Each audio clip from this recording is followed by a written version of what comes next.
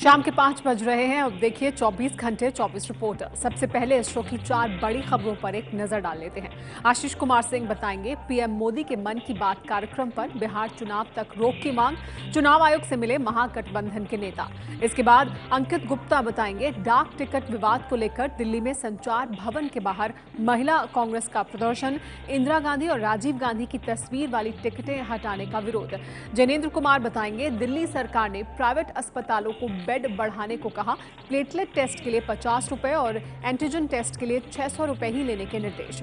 जितेंद्र दीक्षित बताएंगे कोल्हापुर के चर्चित गोविंद पानसरे मर्डर केस में सांगली से एक आरोपी गिरफ्तार। पुलिस के मुताबिक सनातन संगठन से जुड़ा है आरोपी समीर। आगे देखिए सबसे बड़ी खबर।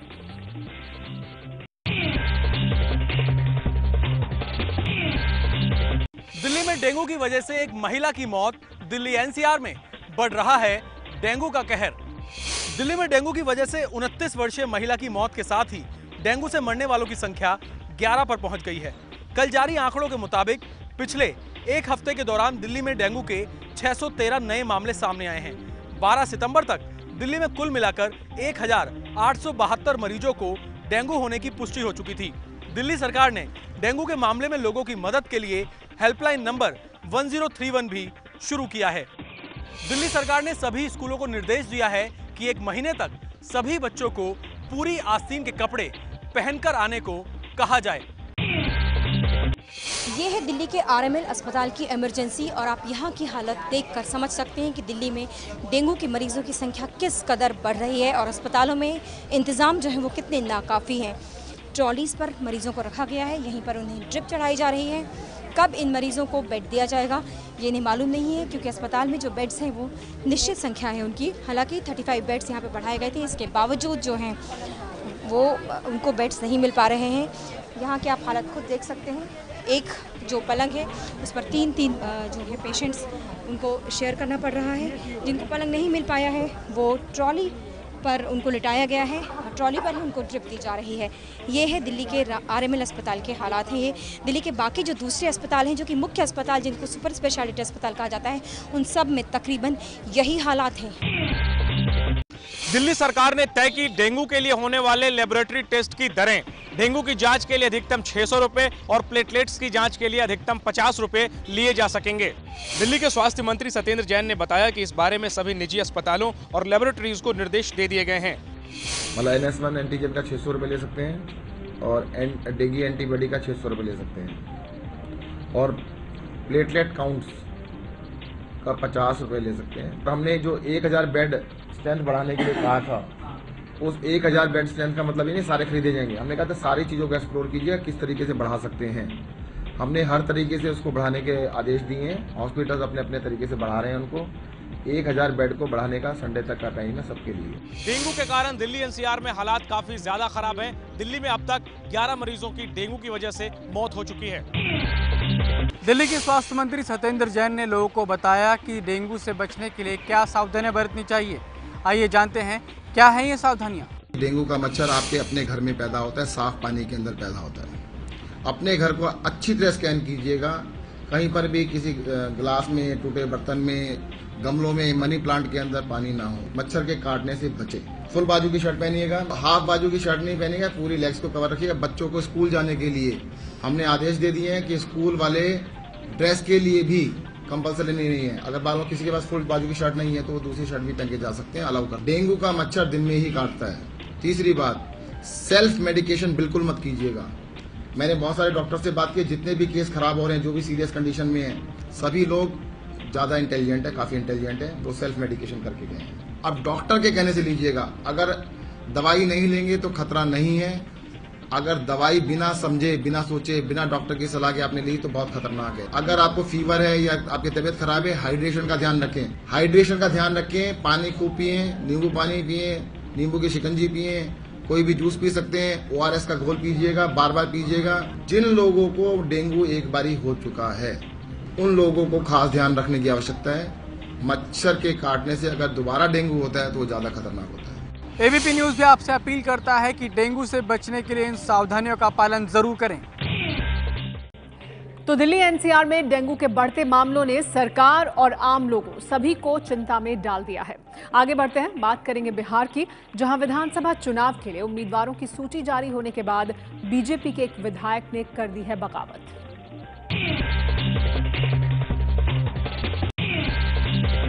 बिहार विधानसभा चुनाव के लिए टिकट के बंटवारे पर बीजेपी में बगावत। बागी विधायक मिले नीतीश कुमार से। बीजेपी ने बिहार विधानसभा चुनाव के लिए कल 43 उम्मीदवारों के नाम का ऐलान किया था। इस लिस्ट में 5 मौजूदा विधायकों के टिकट काट दिए गए थे। लिस्ट में जिन विधायकों का पत्ता साफ हो गया था उनमें से एक बीजेपी विधायक ने नीतीश कुमार से मुलाकात की है। ये विधायक हैं बिहार के भागलपुर जिले की पीरपैती विधानसभा सीट से बीजेपी विधायक रहे अमन पासवान। कल की सूची में पीरपैती से अमन पासवान का नाम काटकर ललन पासवान को टिकट दिया गया है। बागी विधायक अमन पासवान की नीतीश कुमार से मुलाकात के बाद अटकलें लगाई जा रही हैं कि वो नीतीश कुमार की पार्टी जेडीयू में शामिल हो सकते हैं। बिहार विधानसभा चुनावों से पहले रामविलास पासवान की पार्टी को बड़ा झटका। एलजेपी के महासचिव और सांसद रामा सिंह ने पार्टी के सभी पदों से इस्तीफा दिया। रामा किशोर सिंह रामविलास पासवान की लोक जनशक्ति पार्टी के बड़े नेता माने जाते रहे हैं। वो पार्टी के महासचिव और संसदीय दल के मुख्य सचेतक के साथ साथ राजस्थान के मुख्य प्रभारी भी रहे हैं। खबर है उन्होंने पार्टी के इन सभी पदों से इस्तीफा देने का ऐलान रामविलास पासवान के साथ मतभेद के कारण दिया है। रामा सिंह ने मंगलवार की देर रात दिए अपने इस्तीफे की कॉपी खुद ही प्रेस को भी जारी की है। खबर है रामा सिंह पार्टी के किसी भी फैसले में उनसे राय न लिए जाने और हर फैसले में सिर्फ पासवान परिवार की राय लिए जाने से नाराज चल रहे थे। पीरपैती से विधायक अमन कुमार मेरे साथ इस वक्त मौजूद हैं और बीजेपी ने इस बार उन्हें टिकट नहीं दिया है। क्या कारण बताया जा रहा है और क्यों आपका टिकट काटा गया है? शाहनवाज हुसैन जी वहाँ के एक सांसद हैं। पिछले 5 साल पहले की बात करें उस समय भी टिकट में उन्होंने विरोध किया था।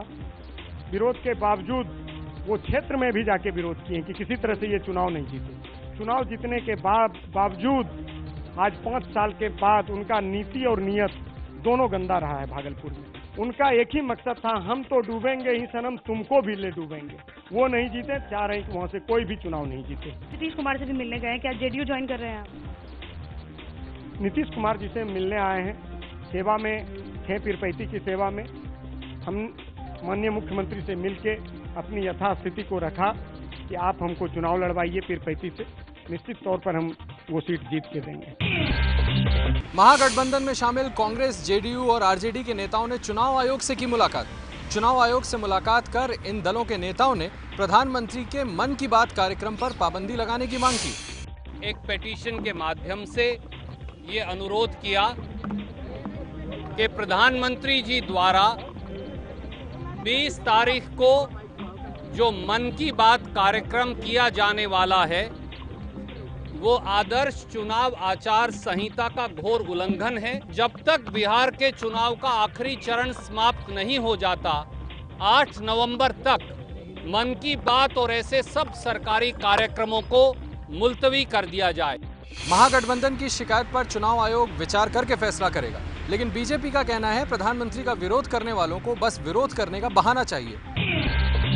डाक टिकटों से इंदिरा गांधी और राजीव गांधी की तस्वीरों के हटाने के केंद्र सरकार के फैसले से भड़की कांग्रेस।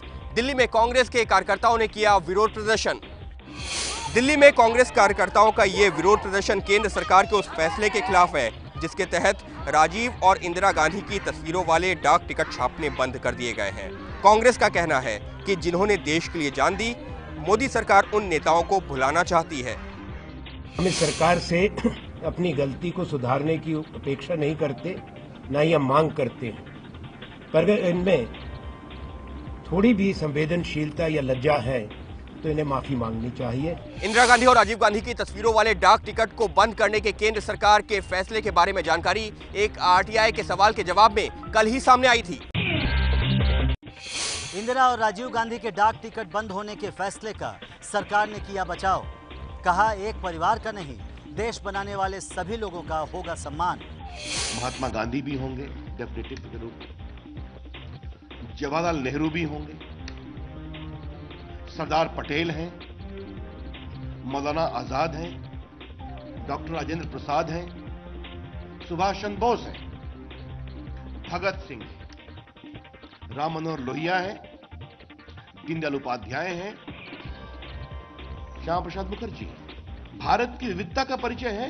कांग्रेस पार्टी क्यों परेशान है? तो इस देश को बनाने वाले जितने लोग रहे हैं उनकी विचारधारा कुछ भी रही है, हम सबका सम्मान करेंगे, सिर्फ एक परिवार का नहीं।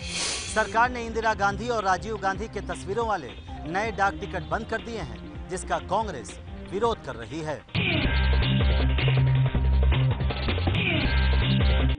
सूखा प्रभावित इलाकों के मनरेगा मजदूरों को अब 100 दिन की जगह 150 दिन मिलेगा काम। केंद्रीय कैबिनेट ने किया फैसला कि अब तक मनरेगा में 100 दिन का काम किया जाता था, अब उसको 50 दिन एक्स्ट्रा करने का भी भारत सरकार ने फैसला किया है। 150 दिन, जहां जो सूखे से प्रभावित इलाके हैं। कैबिनेट ने श्यामा प्रसाद मिशन को भी मंजूरी दे दी है, जिसके तहत ग्रामीण क्षेत्रों में शहरी सुविधाएं देने की योजना है। बिहार से पीएम को भेजे गए डीएनए के सैंपल बने डाक विभाग के लिए सिरदर्द। निर्माण भवन पोस्ट ऑफिस में लगा नाखून और बालों के बंडल का ढेर। बिहार से प्रधानमंत्री नरेंद्र मोदी को भेजा गया डीएनए सैंपल डाक विभाग के लिए सिरदर्द बन गया है। निर्माण भवन पोस्ट ऑफिस में पीएम के लिए 1 लाख से ज्यादा नाखून और बाल के डीएनए सैंपल पहुंच चुके हैं। इनका क्या करना है, इसके लिए डाक विभाग पीएमओ से निर्देश का इंतजार कर रहा है। बिहार से डीएनए के सैंपल नीतीश कुमार के चलाए शब्द वापसी अभियान के तहत भेजे गए हैं। पीएम मोदी ने 25 जुलाई को मुजफ्फरपुर की रैली में कहा था कि नीतीश के डीएनए में खराबी है। जवाब में नीतीश ने इसे बिहार का अपमान बताया था और पीएम को डीएनए के सैंपल भेजने का अभियान छेड़ दिया। लद्दाख में शांति बनाए रखने पर राजी हुआ चीन। वास्तविक नियंत्रण रेखा पर फ्लैग मीटिंग के बाद दोनों देशों में बनी सहमति। भारत और चीन के सैन्य अधिकारियों के बीच मंगलवार को लद्दाख की वास्तविक नियंत्रण रेखा पर फ्लैग मीटिंग हुई, जिसमें दोनों पक्षों के बीच सीमा पर शांति कायम रखने पर सहमति बनी। इससे पहले चीनी सेना ने शुक्रवार को लद्दाख के बुर्से में भारतीय सीमा में घुसकर अपने बंकर बना लिए थे और एक वॉच टावर बनाने की कोशिश की थी। आईटीबीपी के जवानों ने इसे गिरा दिया था, जिसके बाद चीन ने बड़ी तादाद में अपने सैनिक यहाँ पर तैनात कर दिए थे। जवाब में भारतीय सेना ने भी सैनिकों की संख्या बढ़ा दी थी। दोनों देशों के सैनिकों की तैनाती बढ़ाए जाने के चलते पिछले कुछ दिनों से सीमा पर तनाव की स्थिति बनी हुई थी, लेकिन फ्लैग मीटिंग के बाद हालात सुधरे हैं।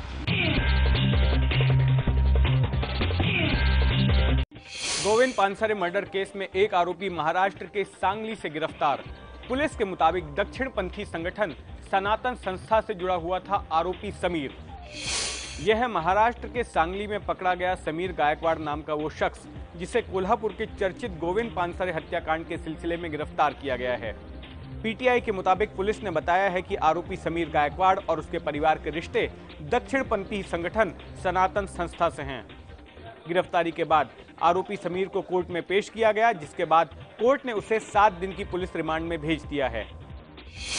अंधविश्वास का विरोध करने वाले बुजुर्ग वामपंथी नेता गोविंद पानसरे की इसी साल फरवरी में कोल्हापुर में हत्या कर दी गई थी। शुक्रवार से शुरू हो रहे गणेश उत्सव के लिए मुंबई पुलिस पूरी तरह से तैयार। सुरक्षा के लिए ली जाएगी सीसीटीवी और ड्रोन कैमरों की भी मदद। मुंबई में गणेश उत्सव शुक्रवार से शुरू होगा और 11 दिनों तक चलेगा। इस दौरान मुंबई को सुरक्षित रखने के लिए मुंबई पुलिस ने पूरी तैयारी कर ली है। सुरक्षा के काम में जवानों की कमी न हो, इसके लिए सभी पुलिस वालों की छुट्टियां रद्द कर दी गई हैं। इस साल मुंबई पुलिस से करीब 35,000 अफसरों और जवानों के अलावा स्टेट रिजर्व पुलिस फोर्स और अर्धसैनिक बलों के करीब 5,000 जवान भी तैनात रहेंगे। इस साल मुंबई में करीब 7,013 बड़े गणपति मंडल हैं। इसमें सबसे प्रमुख लालबाग के राजा के सुरक्षा बंदोबस्त के लिए 2,500 पुलिस वालों की स्पेशल टीम बनाई गई है। मुंबई पुलिस ने एहतियात के तौर पर आतंकी गतिविधियों और महिलाओं की सुरक्षा के लिए विशेष टीम का गठन किया है। इसके अलावा मुंबई पुलिस अफवाहों पर नजर रखने के लिए स्पेशल दस्ते बना रही है। दिल्ली में मां पर बेटी की जान लेने के बाद खुदकुशी करने का शक। सुसाइड नोट में लिखा कि बेटी की बीमारी से रहती थी परेशान। शक है कि दिल्ली के राजौरी गार्डन में विधि चड्ढा नाम की एक महिला ने अपनी 2.5 साल की बेटी की गला घोंटकर हत्या करने के बाद खुद भी फंदे से लटक कर खुदकुशी कर ली। मौके पर मिले सुसाइड नोट में लिखा है कि मेरी बच्ची ठीक नहीं रहती और उसका गम मुझे सताता है। मैंने और मेरे पति ने सारी कोशिश कर ली उसे ठीक करने की, मगर लगता नहीं को ठीक हो पाएगी। मेरे हस्बैंड को कुछ मत कहना, उन्होंने कुछ नहीं किया है, वो बहुत अच्छे इंसान है। विधि के पड़ोसियों के मुताबिक वो अपनी बेटी की बीमारी की वजह से डिप्रेशन में रहती थी। उत्तराखंड के देहरादून में खाई में गिरने के बाद कार में लगी आग। कार में सवार 3 युवकों की मौत, 3 घायल। हादसे के बाद की ये तस्वीरें गवाह हैं कि आग कितनी भयानक रही होगी। अनमोल, राहुल, सत्येंद्र, गजेंद्र, हेमंत और रूबल बीती रात इसी कार से अपने दोस्त मोहित की बर्थडे पार्टी से लौट रहे थे। पुलिस के मुताबिक कार तेज रफ्तार के कारण बेकाबू होकर एक पेड़ से टकराई और फिर खाई में जा गिरी। थोड़ी ही देर में कार में आग लग गई। कार में सवार 6 में 3 दोस्त तो किसी तरह बच गए, लेकिन 3 युवकों की इस हादसे में दर्दनाक मौत हो गई। तीनों घायल युवकों को देहरादून के मैक्स अस्पताल में भर्ती कराया गया है। सरकारी मीटिंग के दौरान कैंडी क्रश खेलते हुए कैमरे में कैद हुआ उत्तराखंड का अफसर। चंपावत में कमिश्नर की मीटिंग में अधिकारी खेल रहा था वीडियो गेम। मोबाइल पर कैंडी क्रश खेलते अफसर की ये तस्वीरें उत्तराखंड के चंपावत की है, जहां कमिश्नर की बुलाई गई बैठक में इलाके में हो रहे विकास के कामों पर चर्चा हो रही थी। लेकिन फॉरेस्ट ऑफिसर रैंक के अधिकारी अशोक कुमार गुप्ता मीटिंग के दौरान कैंडी क्रश खेल रहे थे। उनकी ये हरकत कैमरे में भी कैद हो गई। अशोक कुमार गुप्ता इससे पहले उत्तराखंड के विधानसभा अध्यक्ष की बैठक में भी कैंडी क्रश खेलते हुए कैमरे में कैद हुए थे। ये वीडियो इस बात की मिसाल है कि कुछ अधिकारी अपने इलाके के विकास के लिए होने वाली मीटिंग को कितनी गंभीरता से लेते हैं। फेसबुक पर जल्दी ही लाइक के साथ ही डिसलाइक का ऑप्शन भी होगा। फेसबुक के संस्थापक मार्क जुकरबर्ग ने ये जानकारी दी है। मार्क जुकरबर्ग ने ऐलान किया है कि फेसबुक डिसलाइक बटन पर काम कर रहा है, जो किसी पोस्ट को हटाने के लिए नहीं होगा, बल्कि यूजर इससे अपनी भावनाएं जाहिर कर सकेंगे। फेसबुक पर अब तक सिर्फ लाइक और कमेंट का ही ऑप्शन होता है, लेकिन उम्मीद है कि जल्दी ही फेसबुक यूजर किसी पोस्ट पर अपनी असहमति भी जाहिर कर सकेंगे।